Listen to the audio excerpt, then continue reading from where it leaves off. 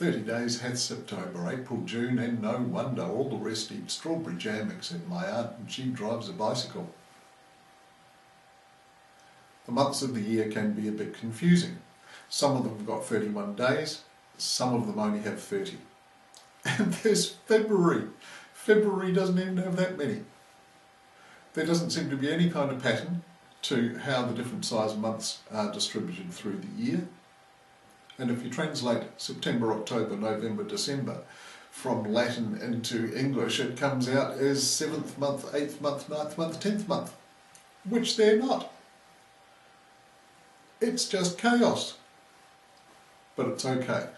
It seems to be a dog's breakfast because it's a dog's breakfast.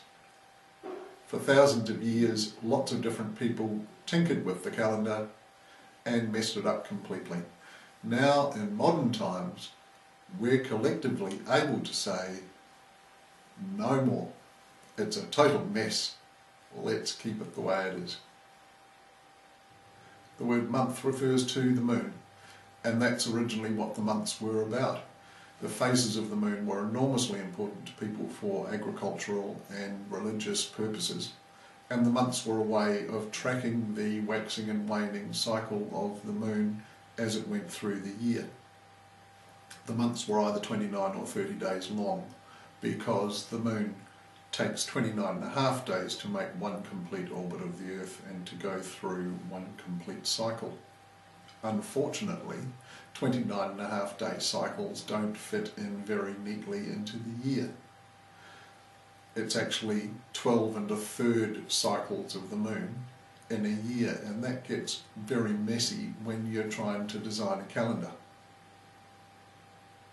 One of the ways the ancients came up with to make the calendar manageable was by ignoring what the moon was doing during the winter. The year would start at the beginning of spring and run for 10 months until the start of the following winter, and then they'd close it down. They'd have about 70 days of nothing, and then they'd fire up the calendar again. The first month of the year was March, which is spring in the northern hemisphere. March is named after the Roman god Mars. The second month was April. Nobody's sure why it's called April. There's no record of why they called it that, but there's an idea that it refers to the Latin word apriere, which means to open, which they think may be a reference to what the flowers and the buds were doing in springtime. It all seems a bit wishy-washy to me. The third and fourth months were May and June, which were named after the Roman goddesses Maia and Juno. After that, they just numbered the months. They couldn't be bothered coming up with proper names for them. The fifth and sixth months were called Quintilis and Sextilis. The 7th, 8th, 9th and 10th months were called September, October, November and December. There came a time when they felt that having a couple of months in winter was actually a useful thing. So they added an 11th month, which was January, which they named after the god Janus. The 12th month coincided with a festival of cleansing which they held during the winter. It was a cleansing of their souls. It was about being forgiven for the sins they'd committed through the year. The festival was known as February, which translates into English as something like purification. And the month that fell in took on the name of the festival. So February became the 12th month, that became the last month of the year. 12 months of 29 or 30 days don't add up to a full year. So they started tinkering with the number of days in the months. Some of them ended up with 31 days. Most of them only had 29 days. It still didn't add up to a whole year. But they'd put in other days as well that weren't really part of the calendar. They'd add religious festivals and other events just to pad things out a bit.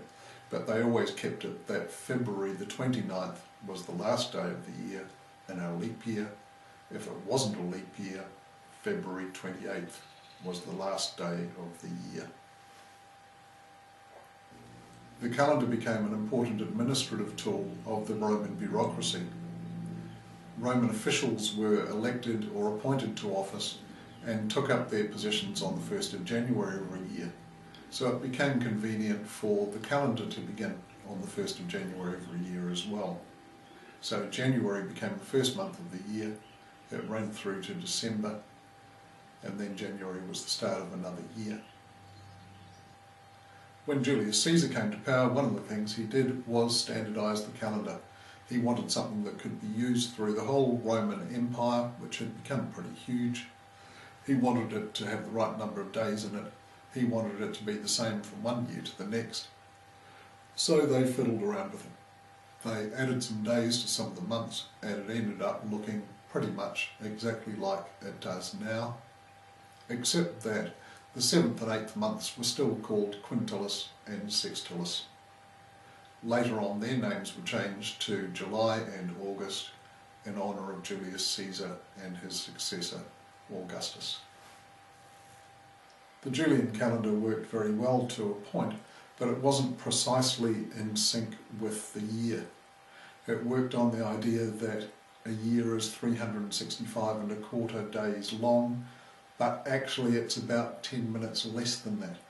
So over a very long period of time, you get several days drift.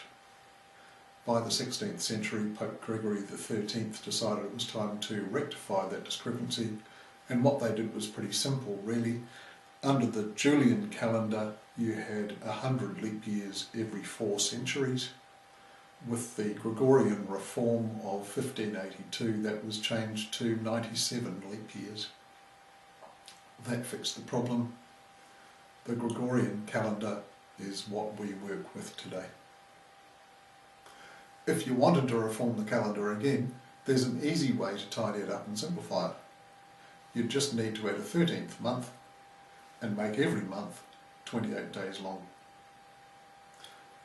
There'd be 4 weeks in every month. Every month could start on a Sunday and finish on a Saturday. Every month could be identical to every other month. 13 months of 28 days each adds up to 364 days. So you need another day to fill up the year. My suggestion would be have a special day, call it New Year's Eve, squeeze it in between Saturday, December the 28th and Sunday, January the 1st. So you have a 3-day weekend that goes Saturday, New Year's Eve, Sunday.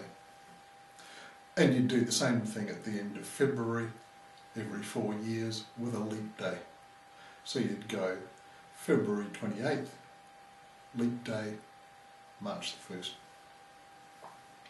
Easy. Very simple, very easy to understand, very standardised. Every month would be the same as every other month.